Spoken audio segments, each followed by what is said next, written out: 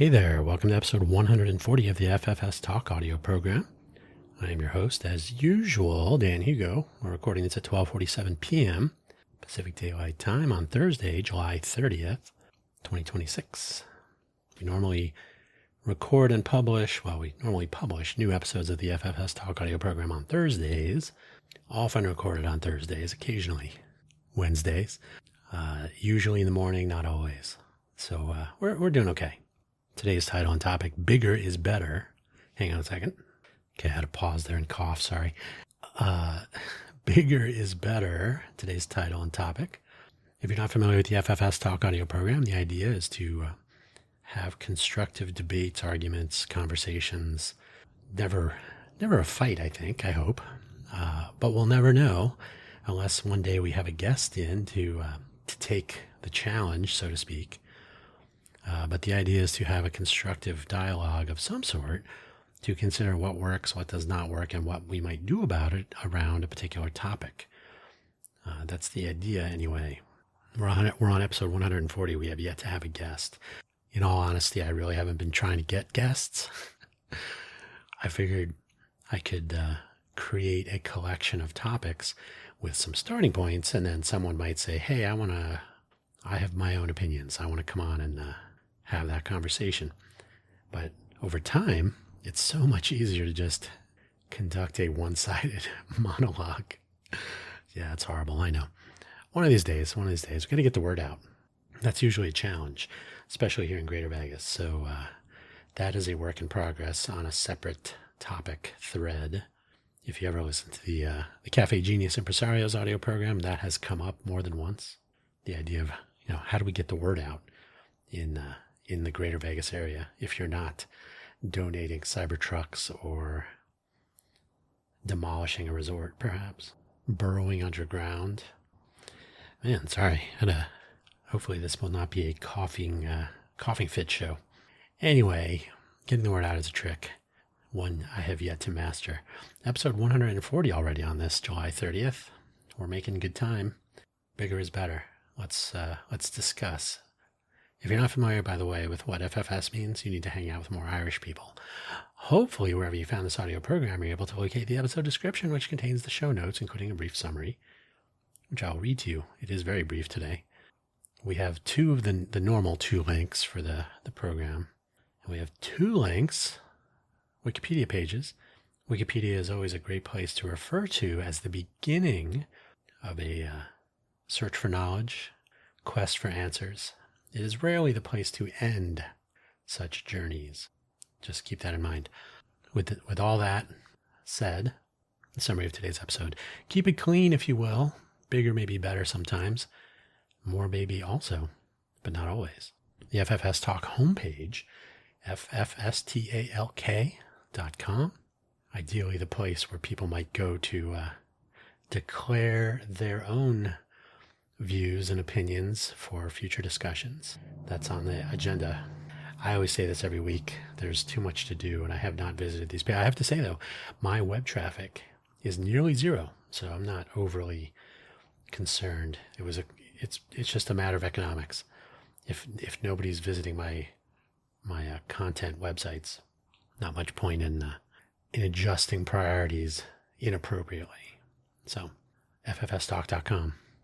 Into the future, it will probably be more interesting and more worthy of more traffic, perhaps. Maybe it will be bigger and better. Profile page linking everything. My 5-year plus time on the buymeacoffee.com/Dan Hugo platform with this very profile. Links to all of my audio programs, all of my creative productions. Links to various projects. A little bit of biographical information at the top. Affiliate links, if you're so inclined. Coffees. Some other products that I actually use. I had to pause there again. Hang on.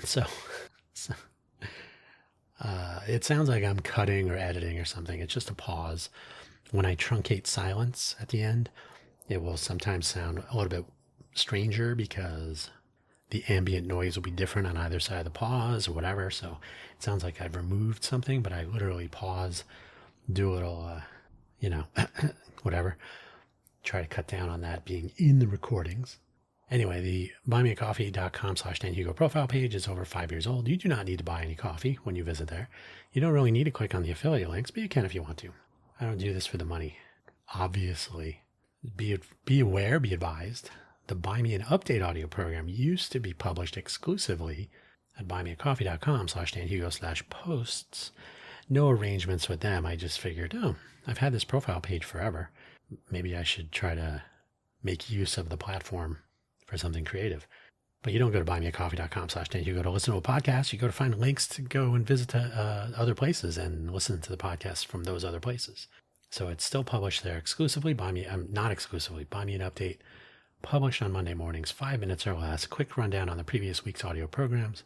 2 hours later, it's published in all the other usual places. Diminishing returns, Wikipedia page. Diminishing returns are what you get back as things grow, perhaps. You can read about it, obviously, but in the context of today's program, if you make something bigger, you may end up getting less. So if you make something twice as big, will you get twice as much back? Maybe. If you make something 3 times as big, maybe you'll get 2.3 times back. If you know what I mean? So, and actually, depending on what the multiplication actually yields, you might end up with like a square. Like if you make something 3 times larger, do you really get to use 9 times? You'd have to do the subtraction. But anyway, so you may be, if you're making a building bigger, is the square footage the thing that you get to use more of? Is there diminishing return? Like, as a building gets bigger and bigger, you can't use as much of it because you need to have more supports to hold up the ceiling. So you're using up more space for support structure, for the construction, for what do you call it? The integrity of the building. And then maybe you're using more of the site for on-site power generation. Yeah. So do you get to use all of the outcome or all of the increased, whatever the measurements are, as you make something quote unquote bigger or more, or is there a cost that increases, whether it's a cost in square footage or usable volume, whatever it is. So does that begin to impinge on the actual usable outcome? So you end up with a diminishing return as you increase size or cost or whatever it is. So it's an interesting idea. It's one that people don't always think about until it's too late. Another one that is making the rounds lately, and it's really not totally relevant to what I'm talking about today, but I bring it in at the end. Jevons paradox. When you make something more efficient, now if you make something bigger, you might get more efficient, economy of scale, right? So if you make something more efficient, you actually may increase demand, either directly or indirectly for something, because greater efficiency might reduce costs. That's the example I've always given. I think that's what Jevons paradox is based on. If you glance at the Wikipedia page, you'll find out. If steam engines, if the use of steam power for converting heat to work becomes cheaper, then the demand for coal might go up because, now we can have more steam engines and we need coal to fire the water to boil it so that it produces steam, and then the engine turns some sort of mechanism, whether it's a wheel on a train or a part of a production process in a factory or whatever it is. So we're going to need more coal.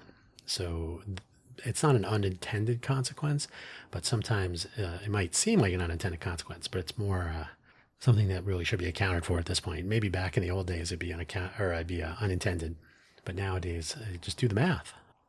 But it's something you'll be hearing about it more as compute becomes more efficient. You'll end up with maybe we only need 25 times as many data centers as any other pair or triple of countries on the planet. Yeah, whatever. So this means what exactly? Bigger is better. That's the assertion is bigger is better, but that may not be true. I was almost going to say bigger versus better, but so that implies the comparison, bigger is better, implies that they are correlated. So either way, the largest In-N-Out hamburger restaurant recently opened on the Las Vegas Strip. I'll give you a minute to celebrate. Initial YouTuber reviews, I've seen maybe 3 or 4. I am curious. I do enjoy In-N-Out. I was always more of a Fat Burger fan, actually, in California. And although I don't think there were fat burgers in the Bay Area when I lived there, but fat burger. And then when I was living in Arizona for a while, there was a fat burger very near where I was living. So I do enjoy fat burger a little bit more, but there are some other places too. If you're in Vegas, you should go to Fugu Burger. There are several non-national or non-chains. Several YouTuber reviews suggest that it is very large. It is either the first or second largest. I think it is the largest. That it is crowded, and it can take a while to get up to the register to order and then to actually receive the food items ordered. Is notoriously more important. Is notoriety, which is sort of like notorious, same word. Is notoriety more important than customer experience? Well, time will tell. Time will tell. We have the biggest. You just have to wait twice or 3 times as long. Ginormous data centers are all the rage now, including here in the greater Vegas area, believe it or not. And while they may offer some value to someone somewhere, they're allegedly to be a dramatic drain on, they're alleged to be, yeah, I'll get it eventually, to be a dramatic drain on energy and water resources for the most part, in addition to causing quality of life degradation for those living nearby. Think noise, think heat dumping out into the atmosphere. I read something that, and I don't remember where it was, but in the interest of studying these things, measurements we're taking of air, just, casual ambient air temperature. I think they said it was half a mile, maybe, away from a data center, maybe the edge of the data center. And it was 2 degrees more warmer, 2 degrees higher than, the ambient air elsewhere nearby. So there's a radius of, there's a heat radiation radius. So heat is convection and radiating, and what is it? Conduction, convection, radiation. Heat is going to reach more people. Not all of it will be taken away by water, whether it's an open or closed system. So the return on investment may scale with size eventually, but the negatives may scale faster and perhaps non-linearly. Like for each additional square foot or gigawatt or whatever you want to start scaling up, there may be, a doubling in power consumption may quadruple frustration and anger in the community surrounding that data center. It might correlate in some way like that. Who knows? We'll find out. By the way, why data centers in a place with no water? Because low humidity makes it easier to cool with liquids. Generally speaking, when we make things bigger, when we go for more, we can sometimes obtain a return commensurate with that increase. But as that diminishing returns Wikipedia page will describe to you, there may be a point where the returns drop off, and eventually they may even go negative. So what works? This is our traditional format. What works, what does not work, and what we can do about it. What works when we go bigger? Bigger is better. If we stay within some boundaries, design parameters, and that is the important part, staying within those, then we can reasonably expect to observe a return on an increase in size, capacity, power, and so on, whatever the metrics are. If we are reasonable and thoughtful, a bigger, those things can happen. A bigger box can store more items. That's kind of how that works. But a box that gets too big will cease to retain its integrity. The bottom may fall out. The tape may not hold. If you're just putting too much stuff in a standard box, I'm talking about like a folding box that you might receive from Amazon. So there's a size limit. You have to take care if you exceed a particular boundary, and as you get bigger and bigger, you might have to have more bracing or more fasteners. Tape won't cut it. Maybe big giant staples or something. So a bigger box can store more items if you stay within some boundaries, and if you move to the next boundary set, you have to accommodate that. A bigger battery may provide energy for longer, but usually they do, for longer periods of time, or maybe they'll be able to power more things until they get too heavy. Your battery can only get so large. You can't carry a car battery around with you, can you? I guess you could.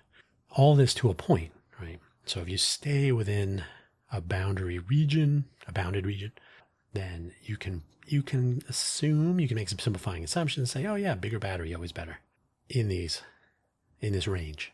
In order to understand what those boundaries are, it is important to have some sort of a working understanding of our system, whatever it is. And it's usually a model. Usually we'll have some math, a spreadsheet, or some parametric model, or maybe a continuous model. We can provide some detail about where a maximal return is available and where returns begin to decline in either direction. So do you get bigger, or maybe you want to make it smaller?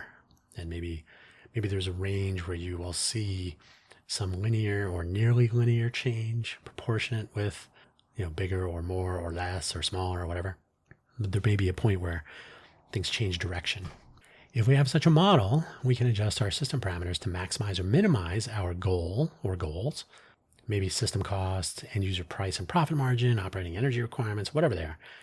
So having that model, we can actually make workable and sometimes accurate decisions that will yield results that we are looking for. And so bigger might actually be better. This can actually make bigger is better a measurable and provable reality. So in that case, bigger is better works. If you can, not only if you stay within some boundaries, but if you actually have a model where you can show, hey, we are at the biggest and best. If we go bigger, we will not be best anymore. We'll start to decline. We'll have diminishing returns or diminishing marginal returns in that case, as we go beyond this optimal value or values. If we remain at individual scale, like one person, what better means may be reasonably easy to determine, and we can then decide whether bigger is more or bigger or more is desirable. So if I'm just talking about me, I'm not talking about affecting entire communities or parts of a state or a country, just me, or just us, right? A small group. Are we hungry? A bigger meal might be appealing. Having friends over, a bigger couch might be appropriate. Even if it's tight in the room, you want to entertain more, maybe bigger is better. Maybe too big is better. Who knows? Cell phone not lasting long enough, a bigger battery or a bigger external battery might be just the thing. In fact, that is an example where a bigger phone usually has a bigger battery, but it has a bigger screen and it's a bigger item in your pocket. It's heavier, it's more expensive. So what does bigger mean if you're shopping for a cell phone for yourself? Right, the size of your cell phone will not impact your neighborhood, but it's a similar problem. Do I get the Pro or the Max version, or I go for the Mini, the A model, smaller battery, but also smaller screen, lower cost? These are the sorts of decisions that can be relatively easy to make, especially on an individual basis, and to assess. I should have gone with the smaller or bigger phone. The expression, "my eyes were bigger than my stomach," can be true, especially if you're eating. I don't know if that would apply to phones, and we might learn for next time. No, probably not. What does not work? This one I get a little wordy. What is this? Oh, I think I just found a bug. Huh. Oh yeah. A bug in Obsidian, a display bug. Just artifact of a markdown headline. Went away when I scrolled. Not a big deal. But a bug, nonetheless. What does not work? Well, let's look at the in and out example here in Vegas. This record-setting location, the biggest one, let's just call it the biggest one. I believe that is true. This record-setting location can hold a lot of people. I want to say, I don't know what the fire marshal limits are, but 200 or more. There's an indoor and an outdoor patio. I have not been there yet. I would consider going there. We'll see. The record-setting location can hold a lot of people. The question is whether the inflow and outflow rates, so if you consider the in and out to be the system, people come in and people go out. So the inflow and outflow rates make for a pleasant experience, or maybe greater profits. So maybe people are going in, grabbing a burger, they're enjoying their time, they leave, and those rates make everybody happy. Or maybe profit is more important, or maybe both. Maybe both happen. Everybody's cool with it. Hey, we're at the biggest in and out in the world. That's worth waiting an extra 10 minutes. Is it worth waiting an extra 30 minutes? And then finding a table. So there's all kinds of stuff going on there. Someone somewhere must have modeled the number of customers per register or point of sale that could be comfortably catered to, engaged with, right? How many customers and registers do we think we can have and that we can handle? How much room do we have for registers, points of sale?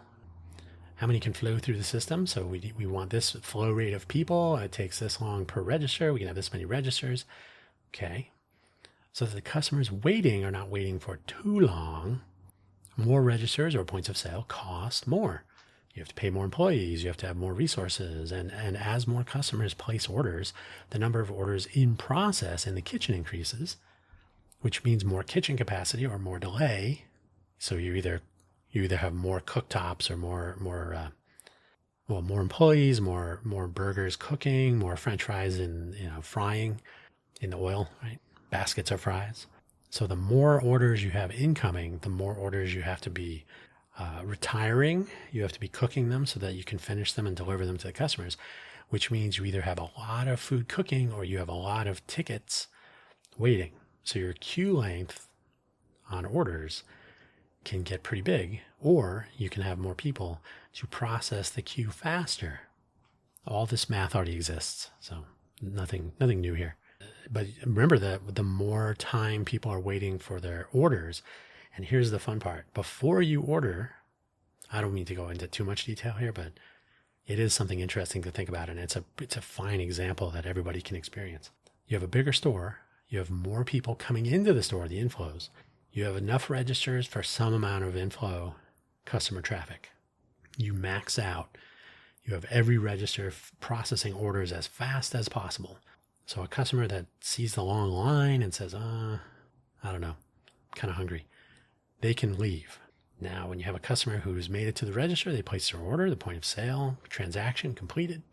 Now they're waiting. Now you have customers who have ordered but are waiting for their items to be delivered to them. Maybe they go grab a table, maybe they are milling around, but they are taking up space. They can't leave. Well, they could. They don't want to leave. They paid. They gave you their money. So now the clock is really ticking. The clock is ticking to retire that order. You want that customer to have their food, be happy, smile, go sit down, enjoy either themselves or with whoever they're with, have a pleasant time, and then not linger too long before they free up that table so that another order can be delivered to a customer, retiring that transaction. They can finish their time and their meal and so on, and they can depart. So all this system is going to work at steady state, hopefully. So you'll have some goal, there'll be some fluctuations and so on. All of these things can be calculated, estimated, but they can be modeled based on order process rates and all this. So you have more more customers waiting, taking up space, waiting for their food. They get their food. Are their tables available? Are they now getting more upset? Are they enjoying themselves less and less, and so on? You see where this goes.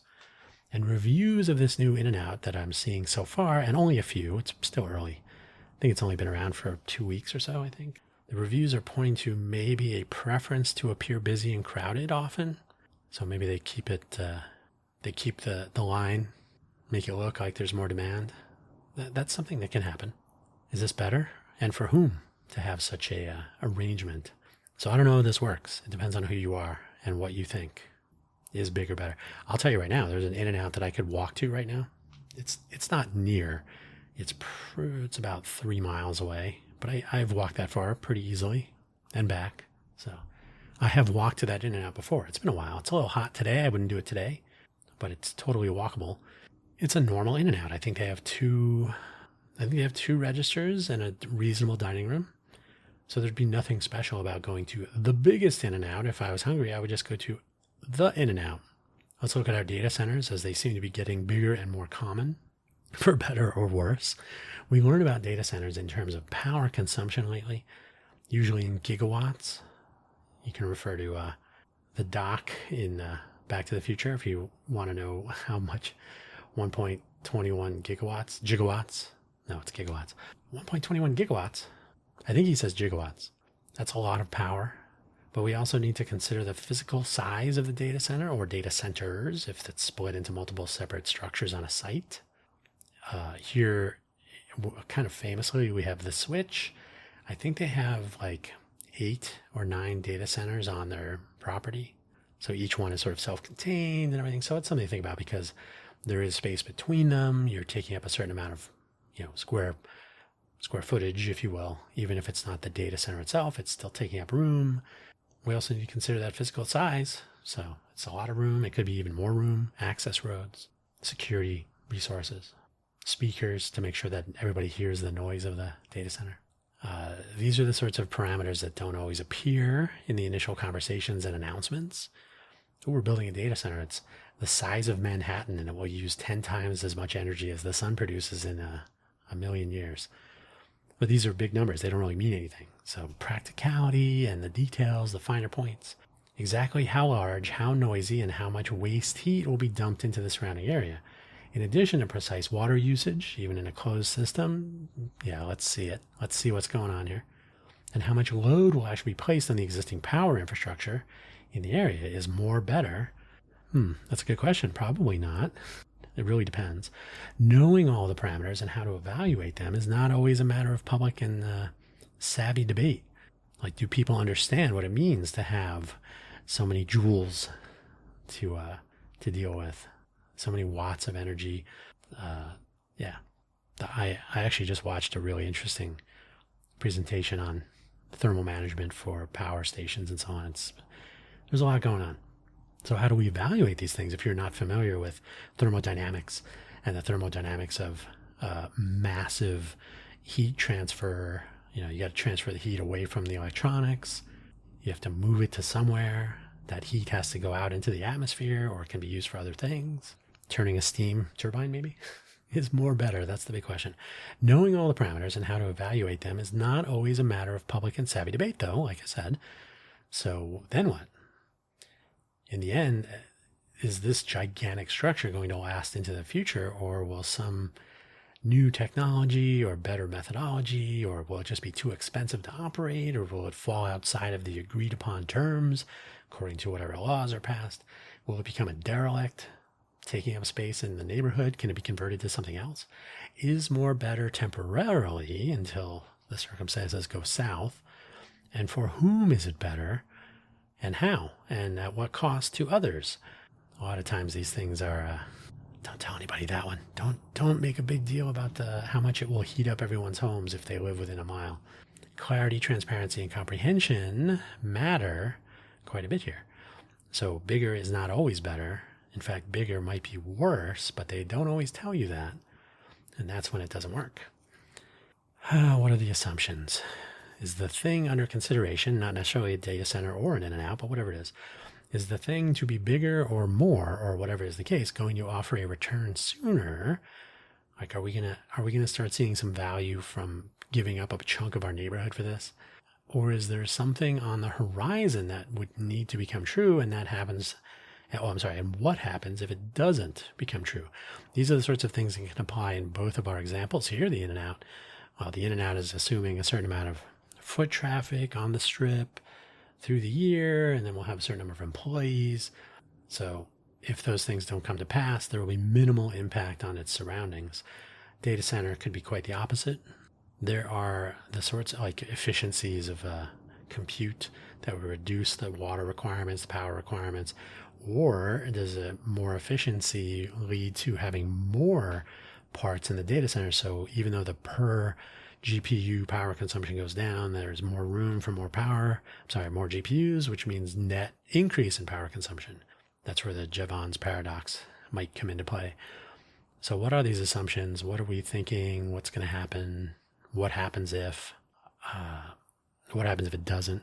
These are the sorts of things that can apply in both of our examples, like I said, but generally speaking, the model on which some assumptions are based might be sound if it is based on reality, like what do we have today. But this is not always safe to do if accounting for future development is essential, and often it is. Technology moves so quickly, you have to account for possibilities. The question is whether you are betting on them, and you probably are. In which case, these assumptions and projections need to be clear, obvious, maybe even disclosed for legal reasons. Right? You don't want to sneak up on people. Oh yeah, it's going to be using twice as much power in 3 years. We forgot to tell you that part. I know I'm hanging on, but those are the two examples I use. So it is possible that such disclosures may undo the case for better, like bigger is not going to be better in 3 years, for example, or place untenable risk on those who would bear it. The neighborhood, the community, people on the same power grid, people who depend on the water supply.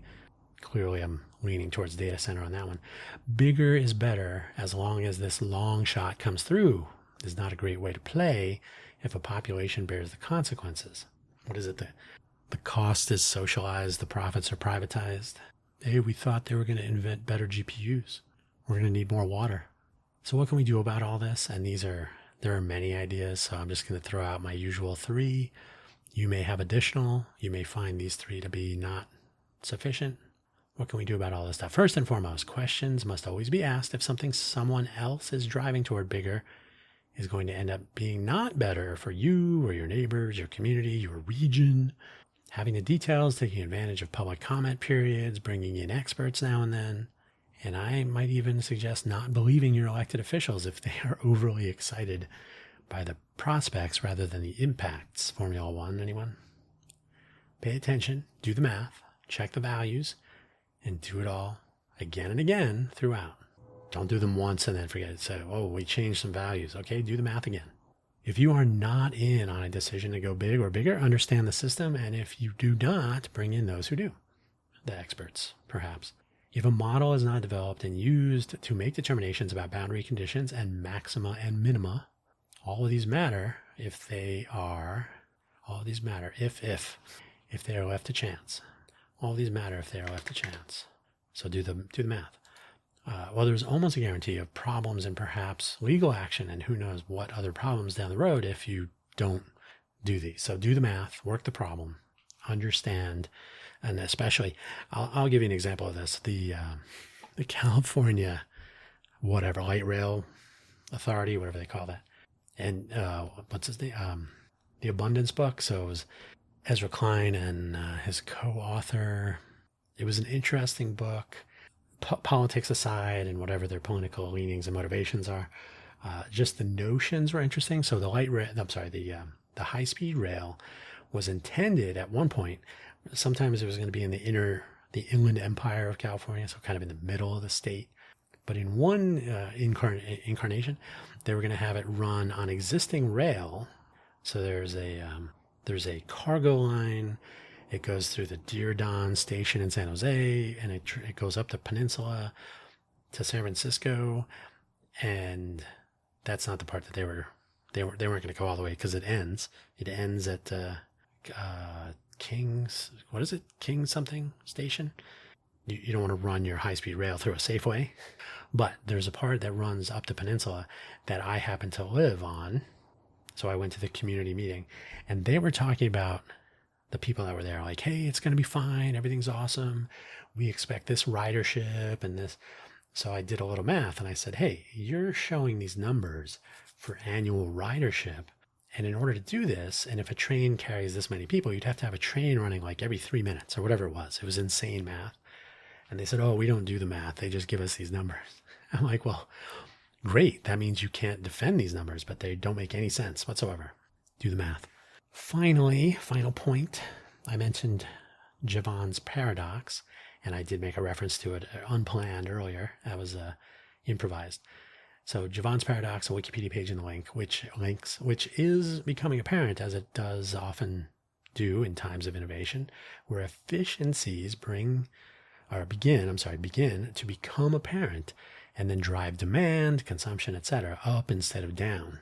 Like, oh, steam engine's more efficient, we are going to use less coal. No, steam engine's more efficient, now cost less, now we need more of them, more coal to burn, to boil water, to drive our more steam engines.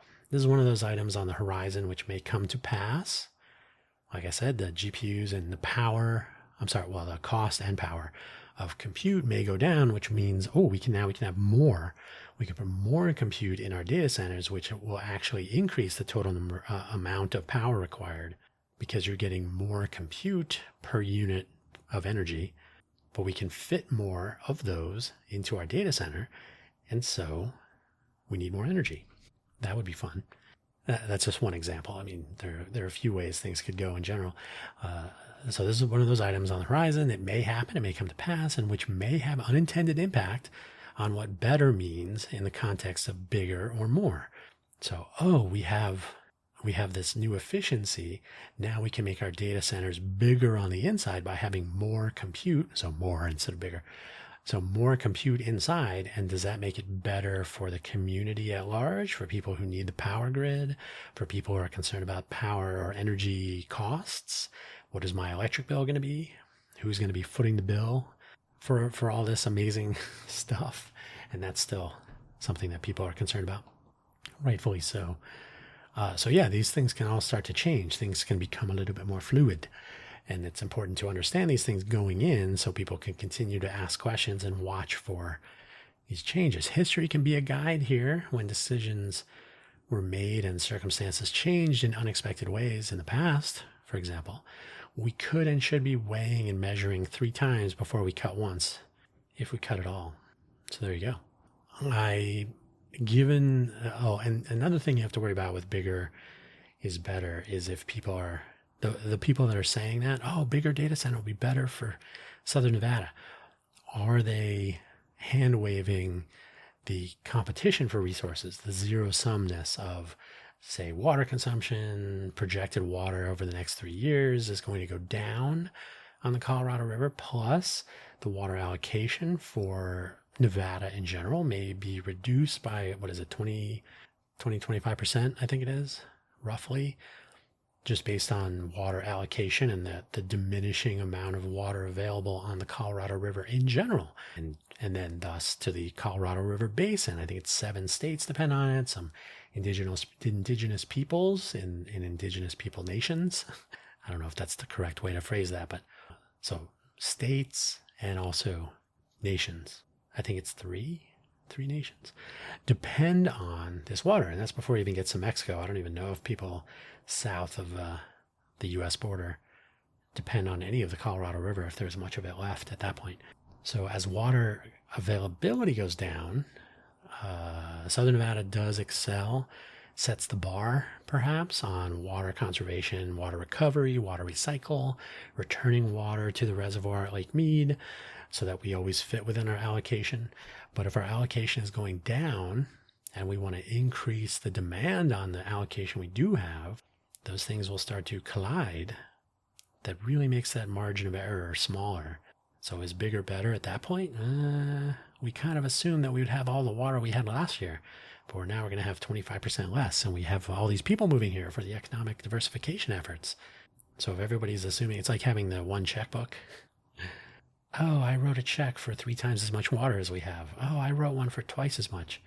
But we still have the one checkbook. How did that happen? We were posting it on LinkedIn. That's all we know for sure. Anyway, something to think about. I think this will be a topic worthy of more discussion in the future. Maybe somebody will want to have a debate or a discussion about this. I mean, it's pretty practical. The mathematics of it, the model on which some of these decisions should be based is easier to discuss than, I just felt hungry and I wanted another burger. That's totally fine. But if it's bigger than that, maybe we should talk. Anyway, thank you for listening as always. Don't forget to check out buymeacoffee.com/DadHugo. You can listen to Buy Me an Update on Monday mornings for what we talked about in the other programs. I do produce at least 4 audio programs per week. Let's Innovate for Vegas for the Innovate for Vegas Foundation. Quaggling Sand, which is my personal story time. FFS Talk, you're listening to right now.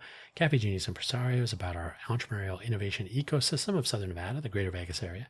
Not to mention Coffee Solo, which has no schedule and no agenda and can appear whenever. And Buy Me an Update, which is 5 minutes, but that still counts. That's all I got. We could make Buy Me an Update bigger. Would that make it better? On that note, thank you for listening as always. Take care. Save water. Bye-bye.